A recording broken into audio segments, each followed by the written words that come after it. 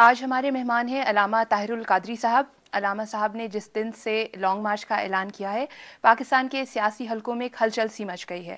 ہم علامہ صاحب سے یہ پوچھیں گے کہ وہ اتنی مشکلوں اور رکاوٹوں کے باوجود یہ لانگ مارچ کرنے پہ مصر کیوں ہیں۔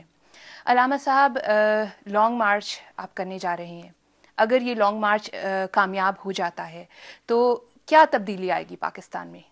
انشاءاللہ تعالیٰ اگر اللہ تعالیٰ کی مدد و نصرت سے یہ کامیاب ہو گیا تو چونکہ ہمارا اس وقت ایجنڈا ہم کنسنٹریٹ کر رہے ہیں صرف الیکٹورل ریفارمز پر، اور وہ الیکٹورل ریفارمز آئین اور قانون کے مطابق ہو گئیں کیئر ٹیکر گورنمنٹ کے پیریڈ میں، تو پھر اس کے بعد جب مینڈیٹ کے لیے لوگ جائیں گے تو عامت الناس اور پڑھا لکھا طبقہ چونکہ خرچے بین ہو جائیں گے، بہت ساری چیزیں جو السٹ اور کرپٹ پریکٹسز ہیں بین ہو جائیں گی، تو سفید پوش تعلیم یافتہ طبقہ اور تمام اگنورڈ سیگمنٹس ہیں جو سوسائٹی کے، ان کو بھی حصہ لینے اور ان کے کافی لوگوں کو الیکٹ ہو کے پارلیمنٹ میں آنے کا راستہ ہموار ہوگا۔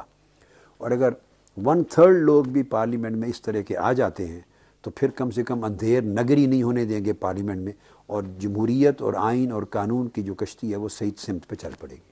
علامہ صاحب، حکومت کی طرف سے بہت سی سیکیورٹی وارننگز دی گئی ہیں، ایسی صورت میں لانگ مارچ کرنا کیا یہ لوگوں کی جانوں کو داؤ پر لگانے کے مترادف نہیں ہے؟ ایک ہی بات یہ ہے کہ وہ جو وارننگ دیتے ہیں وہ خود دہشت گردی کرواتے ہیں، وہ رسپانسبل ہیں خود دہشت گردی کے، اور ان کے اپنے نیٹ ورکس ہیں اور ویری ویل کنیکٹڈ ہیں۔ قوموں کی تاریخ میں جب مظلوم اور محروم قومیں اپنے حقوق کے لیے اٹھیں تو قربانیاں تو دینی پڑتی ہیں۔ گھر بیٹھے کوئی آپ کا مقدر سنوارنے کا آپ کا جو حق ہے گھر بیٹھے کیک کی شکل میں کوئی نہیں دیتا۔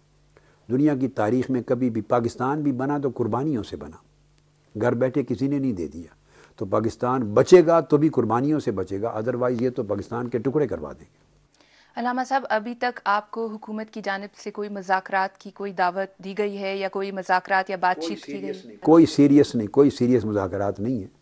وہ ایک صاحب آئے تھے منسٹر، فیڈرل انٹیریئر منسٹر، مذاکرات کے لیے نہیں آئے تھے، انہوں نے جو باتیں آپ نے سن لی، اب انہوں نے بعض اوروں کی ڈیوٹی لگائی ہے، وہ رات کو آ کے ملنے کے، وہ بھی مذاکرات نہیں ہے، وہ ہم سے ملتے رہتے۔ گورنمنٹ مذاکرات میں بلیو نہیں کرتی، گورنمنٹ دہشت گردی میں دھانس دھاندلی اس چیز میں بلیو کرتی ہے۔ علامہ صاحب، آپ لانگ مارچ کرنے کے بجائے جو باقاعدہ سیاسی عمل ہے اس کا حصہ کیوں نہیں بنتے؟ سیاسی عمل ہے ہی نہیں اس ملک میں، جو حصہ بنے گا وہ گل سڑ جائے گا۔ اسی سیاسی عمل کو پہلے پاک اور صاف کرنا چاہتے ہیں تاکہ شریف لوگوں کے لیے بھی اس کا حصہ بننا سازگار بن سکے۔ الیکشن تو اس ملک میں جو ہوتے ہیں وہ تو ایک پرچی کا نام ہے، اس میں ساری غنڈہ گردی ہوتی ہے، دہشت گردی ہوتی ہے، کروڑوں روپے کا ایکشن ہے۔ شریف آدمی روزی حلال کی کمانے والا وہ اس الیکشن میں حصہ ہی نہیں بن سکتا۔ پارٹیاں 10 کروڑ 5 کروڑ کے ساتھ ٹکٹ بیچتی ہیں، 20 کروڑ روپے الیکشن کے اوپر خرچ ہوتا ہے۔ صرف ایک پولنگ ڈے کا خرچ اگر اس نظام کو بدلا نہ جائے تو ایک پولنگ ڈے کا خرچ ایک بندے کی ساری زندگی کی کمائی وہ بھی نہیں ادا کر سکتی۔ اور پھر تھانہ کچہری برادریوں کا ایک سودا ہوتا ہے۔ اس ملک میں الیکشن کوئی چیز نہیں ہے، ایک فراڈ ہے سارا۔